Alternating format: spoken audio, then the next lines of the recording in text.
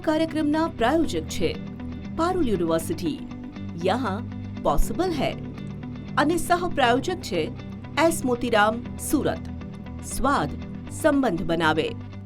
TV13ની ચૂંટણી યાત્રા પહોંચી છે ભુજમાં। બેહદ ખૂબસૂરત શહેર, ભુજનો ઇતિહાસ, ભુજની તાકાત, ફિનિક્સ પક્ષીની જેમ એકદમ ખાખમાંથી પાછું વટભેર ઊભું થવું, લોકોને ચોંકાવી દીધા છે આ પ્રજાના ખમીરે કે એકદમ ધૂળમાં મળી ગયા પછી કેવી રીતે એને ઊભું થયું। બીજી એક વાત, જે લોકો ઇતિહાસ ભણે છે, જેને ઇતિહાસમાં રસ છે, કે એક જ શહેર એવું છે દેશનું કે ત્યાં ક્યારેય કોઈ વિદેશી આંકરાતાઓ કે કોઈ પણ લોકોએ શાસન નથી કર્યું। એક ધારું શાસન અહીંના રાજાઓએ કર્યું છે। બ્રિટિશ આવ્યા પછી એમની સાથે જે કંઈ જોડાણ થયું એ સિવાય 15મી સદીમાં આ શહેરની સ્થાપના થઈ, ત્યાંથી લઈને અત્યાર સુધી આ શહેર સ્વતંત્ર રાજાઓ અને લોકલ પ્રજાના હાથમાં રહ્યું છે। બીજી એક ઇન્ટરેસ્ટિંગ વાત એ છે કે આખા ગુજરાતમાં બધા જ લોકો ફરતા હોય છે, અમે પણ ફરીએ છીએ। મોટાભાગે ભાજપ કોંગ્રેસના લોકો હોય છે અને આપ પણ હોય છે કે અપક્ષ હોય છે કે અમારે ગટર ઉભરાય છે, પાણી નથી, ને ભાજપ કે એની ખૂબ સોનાનું કરી દીધું છે। આ જે લોકો છે ને, આ બધાને જરા ક્લોઝલી બતાવો। આ જે એક્સ્ટ્રા ઓર્ડિનરી લોકો છે, અસાધારણ એટલા માટે કે સુખી સંપન્ન હોવા છતાં કોઈ ફાર્મ હાઉસ કરી પોતાના બાળકો કે એના બાળકોને સેટલ થવામાં નથી મથતા, એને એના શહેરની પડી છે, એને એના શહેર સાથે નિસ્બત છે। એટલે એમણે ભુજ ડેવલપમેન્ટ કાઉન્સિલ બનાવ્યું છે। આમાં પ્રતિષ્ઠિત ઇજનેરથી લઈ વકીલો, CA, ડૉક્ટરો જે પોતપોતાના ક્ષેત્રમાં પ્રસિદ્ધ હોવા છતાં આ નિસ્બત છે શહેર કે મારું ભુજ સુંદર ભુજ બનવું જોઈએ। અને એ લોકો કેવું કામ કરે છે, કોઈનો કાટલો નથી પકડતા, ક્યાંય RTI નથી કરતા, કોઈને પાડી નથી દેતા, એમને કોઈ પક્ષ સાથે લેવા દેવા નથી। એમનું કામ છે કે શહેરમાં જે કામ થાય છે એનું મોનિટરિંગ કરવું, સારી રીતે એનું કન્સ્ટ્રક્શન થાય, લોકોના જો મુશ્કેલીઓ હોય તો એ પ્રશાસન સુધી પહોંચાડે। સર, આ ઇટ્સ ઓનલી આ એક ટાઈપનું બીજે કંઈ આવું મેં જોયું નથી। ના, ભુજ ડેવલપમેન્ટ કાઉન્સિલ એકચ્યુઅલી ખૂબ જ જૂની સંસ્થા છે અને હું વિનંતી કરીશ અમારા સ્થાપક પ્રમુખ અવનીશભાઈને કે તેઓ જ, કેમ કે ભૂકંપ વખતની કામગીરી છે, એ જ તમને માહિતગાર કરશે। સર, આ વિચાર કેવી રીતે આવ્યો અને રિસ્પોન્સ કેવો છે અને પછી ઓર્ડર શું આવ્યા અને સફળતા શું?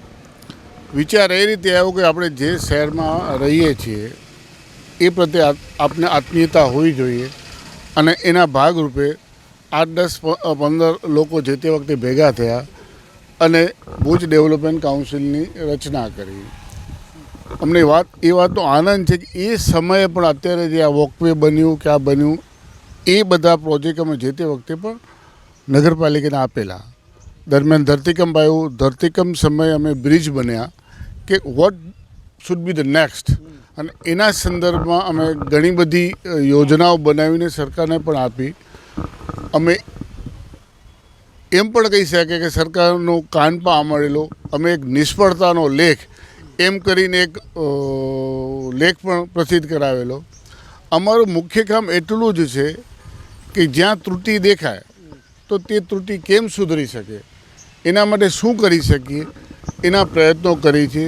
હવે આજે PP પ્રોજેક્ટ પર થઈ ગયા છે તો અમે એવા પણ પ્રયત્ન કરીએ છીએ કે આજે ધારો કે આ વોકવે છે તેમાં કોઈક સારી સુવિધા ઉત્પન્ન કરવી હોય। એટલે આમાં છે ને, શહેરનું સારું કરવું હોય તો થોડીક હિંમત પણ બતાવવી પડે। નેતા નારાજ થઈ જશે, કલેક્ટરને ખોટું લાગશે, એમણે જે કીધું ને કે સરકારનો અમે કાન પણ આંબળીએ છીએ કે નબળી ગુણવત્તાનું કામ ન ચલાવી લેવાય, એના માટે થોડુંક સાહસ પણ કરવું પડે। Please sir, continue. એટલે અમે આવા બધા સજેશનો કરીને એક બ્રિજ બનાવવાનો પ્રયત્ન કરીએ છીએ।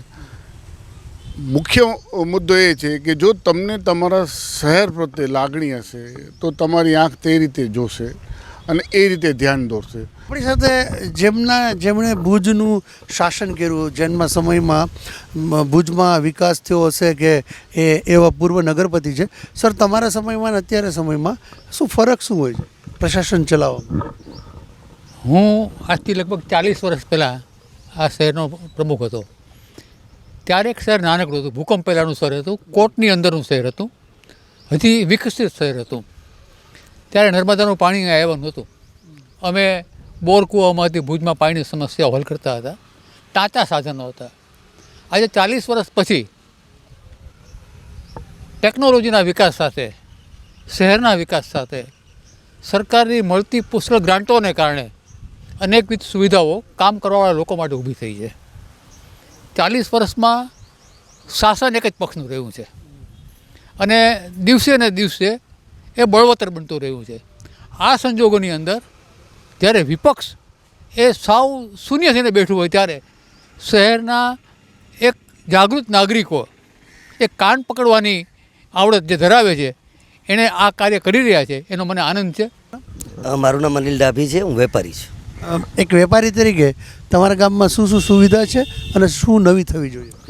વાત કરીએ તો જેમ મારા આગળના વક્તાએ વાત કરી કે ભુજને સુંદર કઈ રીતે બનાવવું, એમ અમારી બજારની વાત કરીએ તો ભુજ શહેર એ વર્ષોથી જૂનું શહેર છે અને ભુજની એક અલગ ઓળખ ઊભી થયેલી હોય.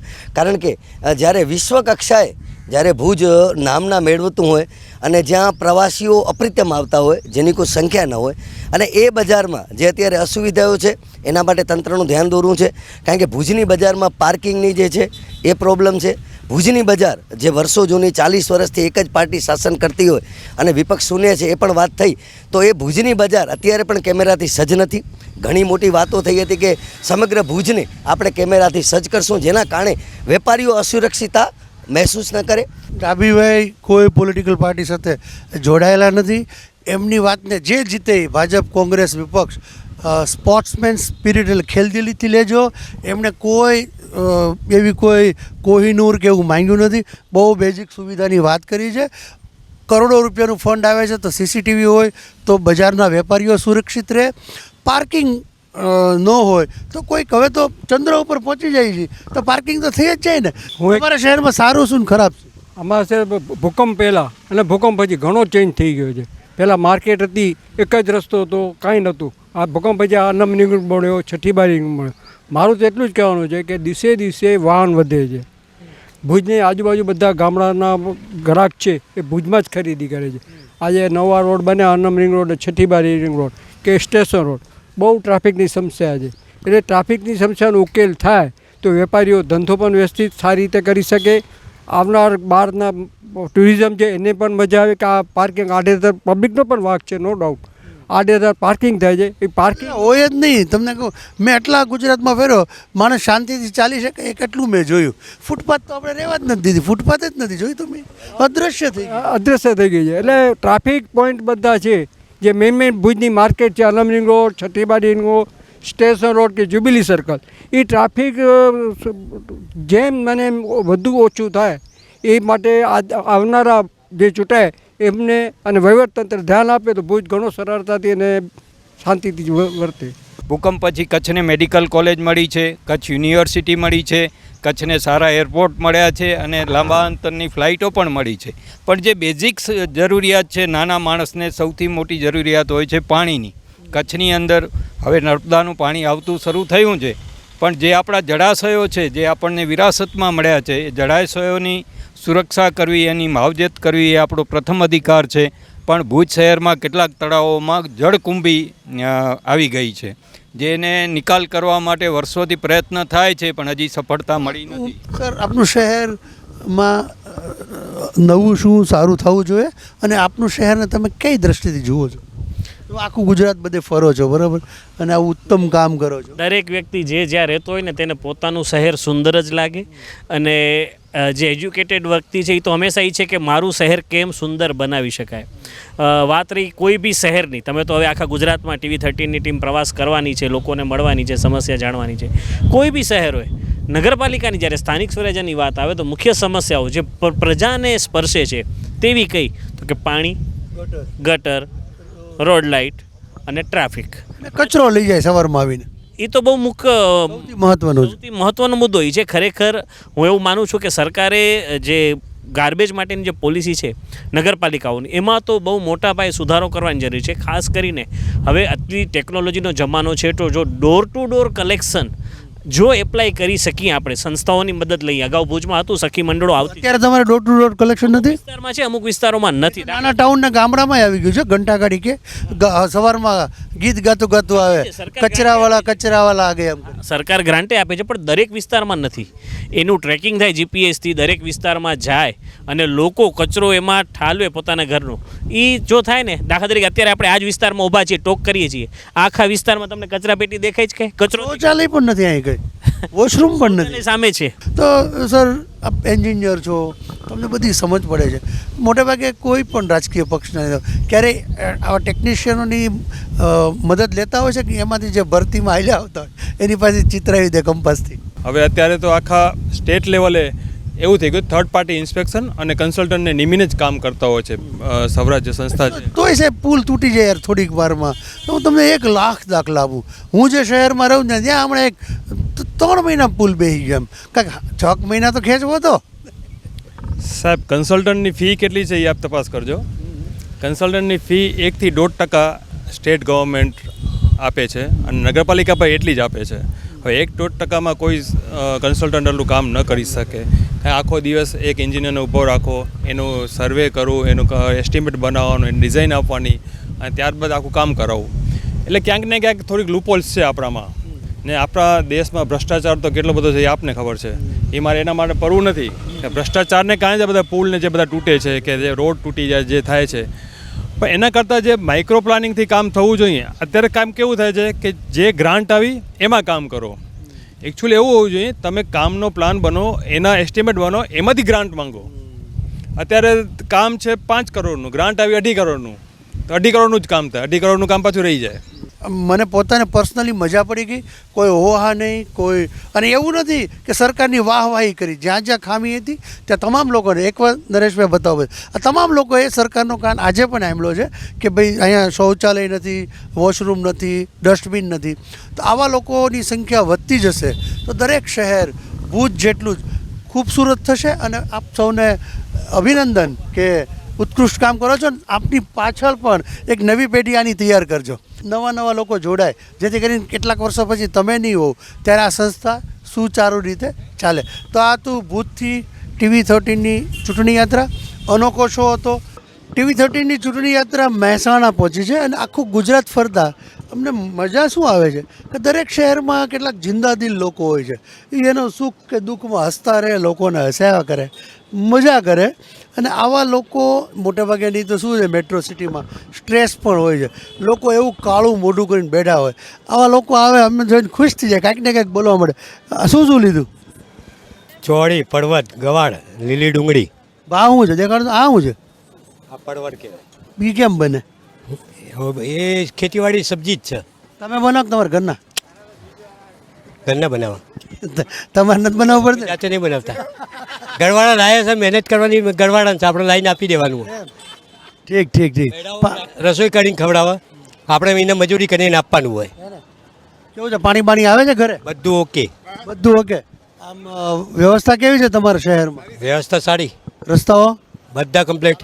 પાણી બધું ઓકે. ક્યાં વાત હે. ગટર બટર બધું ઓકે. આપણે ટનાટન. તમે આમ ખરેખર જિંદાદિલ માણા છે, તમને રસ બહુ છે, પણ આગા બહુ ભાગો છો. પછી આવવાની તમે લ્યો. શું છે કે ન્યૂઝમાં આપણું પોજાવે તો કોઈક વાતો શું કરે કે ભાઈ આ ન્યૂઝમાં ક્યાંથી આવ્યા.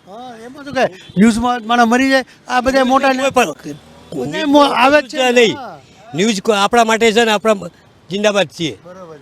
સારું હો, આવજો જી. પલવાનું શાકમાં હરકું મીઠું નખાવજો. આવો ચાલો જમવા માટે આપણા ઘરે. TV13ના દર્શકો ઉદાર કેટલા છે? 10 જણ હોય તો તૈયાર થઈ જશે. વાહ. ચા પાણી નાસ્તો જમવાનું. મહેસાણાનો મુખ્ય વિસ્તાર છે, સાંજનો સમય છે, પૂરી પકોડી પર લોકો આવે છે. આપણે એમને પૂછીએ શું છે એમનો મૂડ, કાંઈ પણ પૂછીએ. અરે સર, શું નામ આપનું? સુનિલભાઈ. આખું ફેમિલી આવી ગયું છે? 2 દીકરીઓ છે? હા. લકી જેને દીકરી હોય ને એ ભાગશાળી હોય, જેમણે બહુ પુણ્ય કર્યા હોય એને આ દીકરીઓ 1 હોય, એને મતલબ 2 છે. અને હવે અત્યારે જમી લીધું, પાછું બનાવવાનું કે પૂરું હાથનું આવી ગયું? ના, જો હાથનું બાકી છે. હે બેન પાછું બનાવવું પડશે કેટલામાં સમજાવી દેશો બનાવવું પડશે ને, આ તો ખાલી ટેમ્પરરી. કેટલા વાગ્યા સુધી ચાલશે 8 વાગ્યા સુધી 7 વાગ્યા સુધી. વર્કિંગ વુમન છો બંને બેઉ ના ના હું જોબ કરું છું એમાં કંપનીમાં કંપનીમાં આ તમારું શહેર છે આ?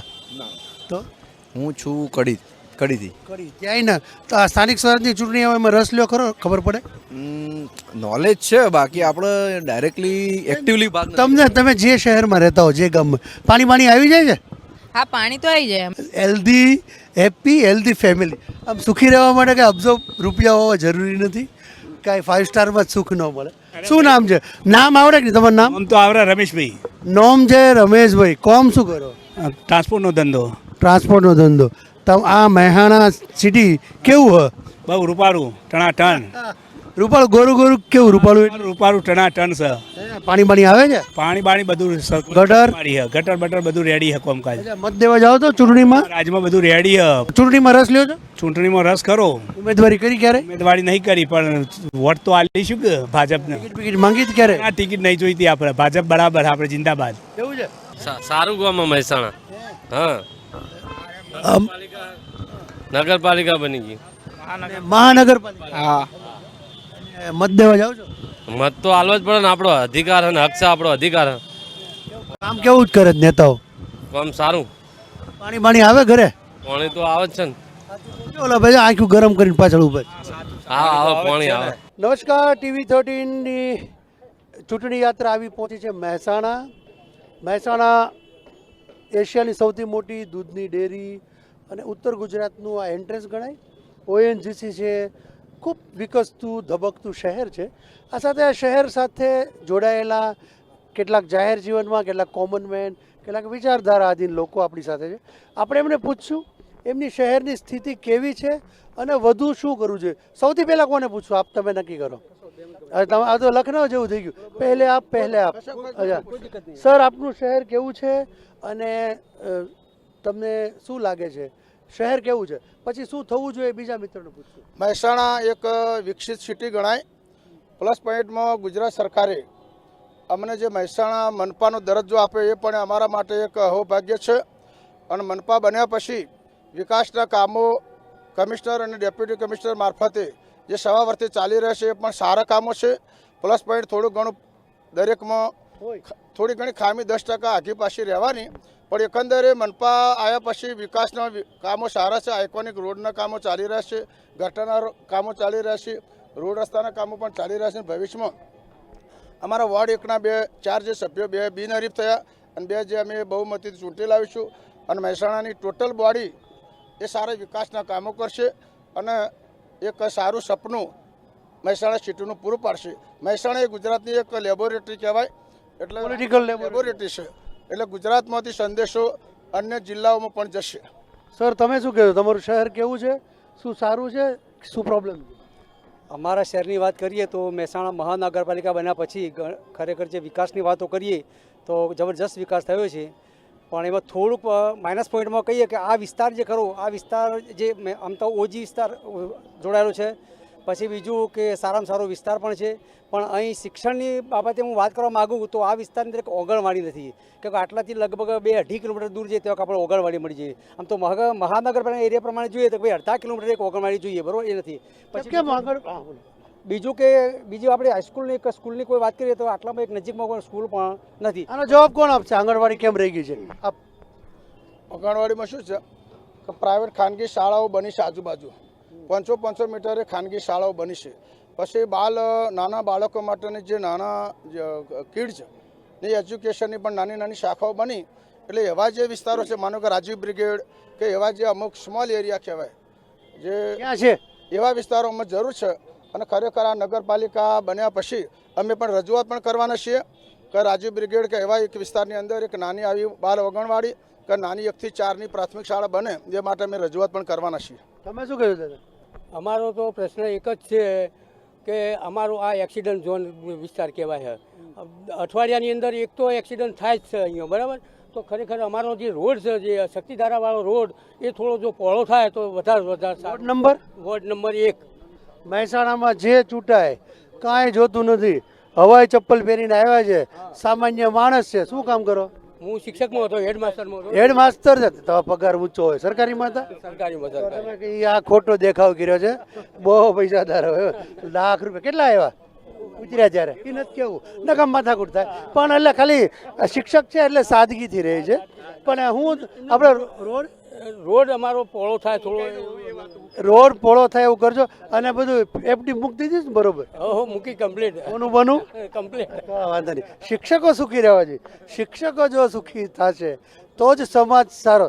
કોણ આપ પણ ટીચર છો? અરે વાહ. અને તમે પણ સરકારીમાં? હા, રિટાયર્ડ પર્સન છું, બરોબર. પણ અત્યારે સરકાર 60-70 લાખ આવ્યા છે. સરકાર સારું એવું આવે એવું આપે છે, બરોબર. એટલે અમને કોઈ તકલીફ છે નહીં. 53,000 તો પેન્શન હોય. થોડીક વાત કરું કે ખરેખર વોર્ડ નંબર 1 ની અંદર જે સરકારે જે પક્ષની અંદર જે ઉમેદવારો નક્કી કરેલા છે એમાં અમારા જીગરભાઈ તો વર્ષોથી આની અંદર જન્મથી ઘરથુથીમાં જ રાજકારણ છે. એમ એટલે બહુ સારા ઉમેદવાર છે જીગરભાઈ. ભાજપ લખેલા મળી ગયા. દાદા રોડ બોળો કરી જો ને, બીવા શું મળ્યા? હા એમ રોડ બોળો કરજો. રોડ અમારા હાથમાં હતો, અમે કરી રહ્યા. તો કોના હાથમાં છે? ભાજપના હાથમાં. તમે ભાજપમાં તો છો? ભાજપમાં છીએ પણ અમે કાર્ય કરતા છીએ. કાર્ય કરતા છે. માંગી હતી ટિકિટ અમે માંગ્યો હતો 60માં ઉલ્લી ગયા. કેટલા વર્ષ એટલે બહુ કરી છે. સર આપના ગામમાં પછી આવું છું આપની પાસે. આમાં સત્તા સાથે કોઈ સંકળાયેલા છે? તમારે થોડું જવાબ લેવામાં અનુકૂળતા પડે એવું નથી. સર શું શહેરમાં સારું છે? આમ સારું તો બહુ કીધું સોનું છે. ખૂટે છે શું સત્તાધારી પક્ષમાં?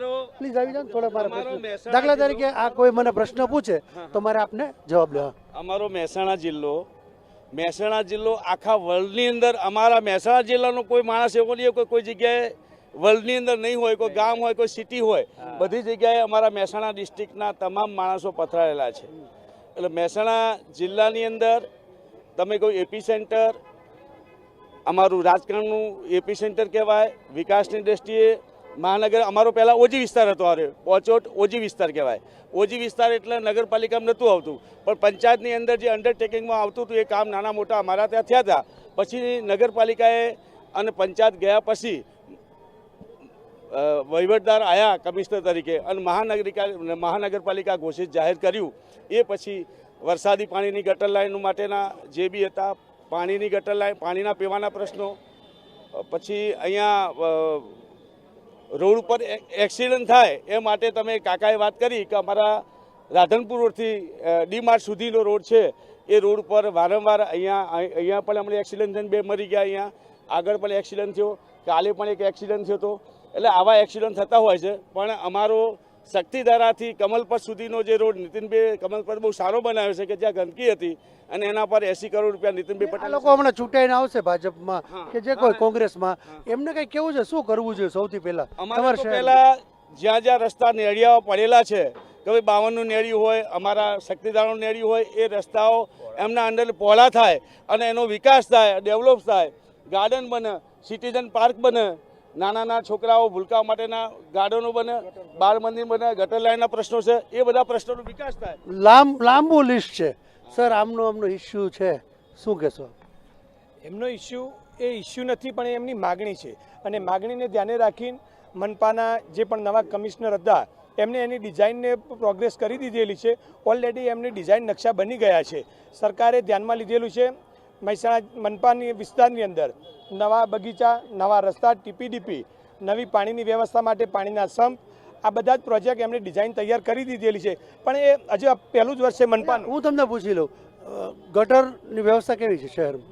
ગટરની વ્યવસ્થા અત્યારે હાલ નવી ચાલુ છે, કામ થઈ રહ્યા છે. ગટરની વ્યવસ્થા, અંડરગ્રાઉન્ડ ગટરની વ્યવસ્થા નથી આ એરિયામાં. વરસાદી પાણીની ગટર થઈ ગઈ છે, એનાથી અમને સંતોષ છે. સારી મુશ્કેલી ઓલી ગટરનો તો ઇસ્યુ છે, એ તો ઇસ્યુ છે જ. એવું જાણવા મળ્યું છે કે મંજૂરી મળી જશે લગભગ 1.5-2 વર્ષમાં થઈ જશે એવું.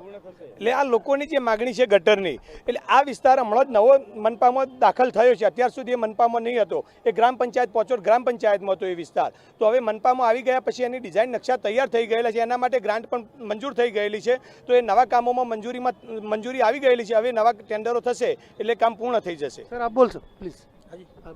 બોલો. આપને જે કેવું હોય, આ તમારું શહેર છે, આમાં શું સારું છે, શું ખરાબ છે, કંઈ કરવા જેવું હોય તો સૂચન કરો, અને ઓલ રાઈટ હોય તો હું પછી આગળ ટપી જાઉં. આ પહેલો અમારે જે વોર્ડ નંબર 1 કોચોડ ઓજી વિસ્તારમાં આવતો, હવે મહાનગરપાલિકામાં સમાવેશ કરવામાં આવે છે.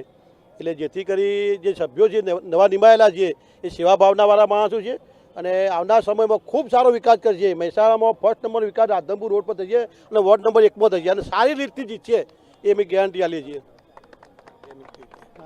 આપણે બીજું વધારે કહીએ કે ના કહીએ પણ આખા મહેસાણામાં આપણે જોઈ રહ્યા છેલ્લા 10 વર્ષથી કોંગ્રેસનો કાર્યકર્તા કોઈ દિવસે આપણને લોકોની સેવા કરતો દેખાતો જોવા મળ્યો નથી. ભાજપનો કોઈ પણ નાનામાં નાનો કાર્યકર હશે તો નાનામાં નાની પણ સેવા કરતો આપણને બજારમાં જોવા મળી રહ્યો છે. આજે નાના નાના આરોગ્યના કેમ્પ હોય, બ્લડ ડોનેશન કેમ્પ હોય કે કોરોનાના સમયમાં જ્યારે કોંગ્રેસનો એક પણ કાર્યકર્તા ઘરની બહાર નથી નીકળ્યો એવા કપરા સમયમાં પણ ભારતીય જનતા પાર્ટીના દરેક કાર્યકર્તા બજારમાં આવીને લોકોની સેવા કરી હતી. આ લોકોની સેવાના કારણે આજે ભાજપના કાર્યકર્તા દરેક જગ્યાએ જીતી રહ્યા છે અને વિજય ઉત્સવ મનાવી રહ્યા છે. આપનું નામ? હાર્દિક કુમાર પટેલ. હાર્દિક કુમાર, આમ છે ને કોઈ વસ્તુ દેખાવા માટે એનું અસ્તિત્વ હોવું જોઈએ. કોંગ્રેસમાંથી બહુ બધા ભાજપમાં આવી ગયા, દેખાય ક્યાંથી? એ તો પણ એમની ભૂલ છે ને. એમને કાર્યકર્તા તમને એ દેખાય એ તમારામાં જ આવી ગયા છે. પણ એ એમને કાર્યકર્તા જેને કામ કરવાની રસ હતો, જેને લોકો સાથે રહેવાની ઈચ્છા હતી, એ ભાજપમાં આવી ગયા છે. હજી આજે પણ ખાલી એમને ઘર જ પકડીને બેસી રહેવું છે, જેને લોકોની સેવા નથી. ભાજપમાં હોદ્દો શું છે? ભાજપમાં હાલ અત્યારે કોઈ હોદ્દો નથી મારો. હું કાર્યકર્તા તરીકે કાર્યકર્તા જ છું. જોરદાર બેટિંગ કરો, હોદ્દો આવી જાય કરો. એ તો ઉપર વાળા નસીબના હાથમાં છે, પણ આપણે કાર્ય કરવું એ આપણી ફરજ છે. સર સર તાલુકા, હા, હાલો, બોલો બોલો સર. બસ અગાઉના બધા મિત્રોએ બધું સારું એવું કહ્યું. અગાઉ જે વિકાસ હતો એનાથી પણ અતિ વધારે વિકાસ થવાની અમારી આશા છે અને ઉમેદવારો એટલા કાશી વિશ્વનાથ મહાદેવની મહેરબાનીથી બંને ઉમેદવારો એટલા સારા આપણને મળ્યા છે ને ઉત્સાહી છે. એટલે અત્યારે જે વિકાસ દેખાય છે એનાથી પણ અતિ વિકાસ દેખાવાનો છે. અમને પૂરેપૂરી આશા છે. ખબર આપે બોલો. અહીંયા ડીપી પ્લાનની નકશો તૈયાર થયો છે એમ મનપા દ્વારા. હવે એમાં મેક્ઝિમમ લોકોનો ઘણા લોકોનો અસંતોષ છે, સંતોષ છે. પણ હું માનું છું કે અમારા જીગરભાઈ જેવા કાર્યકર ને ભાજપના બીજા સંનિષ્ઠ કાર્યકરો આગળ આવીને એનો ઉકેલ લાવીને સરળ રીતે આમ ડીપી રોડ બધાના સગવડ માટે સારા છે, એનો ઉપયોગ થાય એવી મેં અભિલાષા રાખું છું. દાદા ઉભા તો રહ્યો. દાદા બહુ હોશિયાર છે, એને કહી દીધું ગટર એ નથી થતી અને આ ટીપી કે ડીપીમાં અમારો સમાવેશ કરજો. તો આ તું મહેસાણાના જિંદા. હા લોલો બોલો ને સર. તમારે સુખના દિવસો છે, ન બોલું એટલું ઓછું છે. બોલો. ખરેખર તો મહાનગરપાલિકાએ આ વોર્ડ નંબર 1ની જે ઉમેદવારો જે પસંદ કર્યા છે એમાં અમારા જીગરભાઈ છે, પૂનમબેન છે, ભાવનાબેન છે, ભગવતસિંહ ઝાલા છે. આ બધા ખરેખર વેલ એજ્યુકેટેડ કે જે એનાથી જાણકાર છે, એમની બહુ સમજણ પડે એવા ઉમેદવારો ખરેખર. જીગરભાઈનું આખું નામ શું છે? જીગરભાઈ ભોગીભાઈ પટેલ. જીગરભાઈ કાં બહુ લોકપ્રિય છે ને કાં માથા ભારે, એના બધા વખાણ કર્યા. સેવાકીય ખરેખર આ વિસ્તારની સેલિબ્રિટી કહેવાય છે, બરોબર જીગરભાઈ, કે આ વિસ્તારો એવું નહીં કોઈ એને નહીં જાણતું હોય એમ. એટલે આ સ્થાનિક સ્વરાજની મજા જ આ છે કે આમાંથી નેતૃત્વ ઊભું થાય. તો આપણે જો આજ બધી સમરસ થઈ જાય ને ચૂંટણી ન થાય તો પછી તમને આવા આ જીગર આ તો દાખલા તરીકે XYZ આમાંથી કોર્પોરેટર થાય, પછી નસીબો તો ધારાસભ્ય થાય અને 60 સુધીમાં ન આવે તો ટિકિટમાં. જીગરભાઈ એવા વ્યક્તિ છે અને પૂનમબેન પણ એવા વ્યક્તિ છે કે નાનપણથી સોશિયલ વર્ક સાથે જોડાયેલા છે. ટોટલ સીટ કેટલી છે? 4 સીટ આવે. એટલે જીગરભાઈ એક જ હારા, બાકીના બધા સાહેબ કામ જ એવું છે. બાકીને હારા છે ને બધા સારા છે. ભાજપે દરિયામાંથી મોતી વીણા હોય ને એટલે મોતી વીણી મોતી કાઢ્યા છે, એવા ઉમેદવારો નિમ્યા છે. તમે ડિબેટમાંથી વીણી શબ્દ લેવા છો બાકી. તો આ તું મહેસાણાથી TV13ની ચૂંટણી યાત્રા. ખુશ રહો, સુખી રહો સાહેબ. દાન પુણ્ય કરતા રહેજો. ઉપર કાંઈ લઈને ન હોવી જવાનું હોય. એક વાત કહી દઉં, બહુ પૈસા દે. અમારો વિસ્તાર 1 નંબર વોર્ડ નહીં, અમારો મહેસાણાનો રાધનપુર રોડ ધાર્મિક પ્રવૃત્તિથી જોડાયેલો છે. કાશી વિશ્વનાથનું મંદિર પણ એક ધાર્મિક પ્રવૃત્તિથી જોડાયેલું છે. અને કપિલા હનુમાન, તમે કાશી વિશ્વનાથની પ્રાણ પ્રતિષ્ઠા એટલે ધર્મની સાથે પબ્લિક હોય અને કપિલા હનુમાનની ધર્મની સાથે સાથે સમતા પણ રાખજો, દ્રષ્ટિ રાખજો. સમાજમાં સૌમ્ય સરળ વાતાવરણ રહે એ બધી આપની ફરજ છે. તો TV13 જોતા રહેજો. આ કાર્યક્રમના પ્રાયોજક હતા પારુલ યુનિવર્સિટી, યહાં પોસિબલ હૈ, અને સહપ્રાયોજક હતા S. મોતીરામ સુરત, સ્વાદ સંબંધ બનાવે.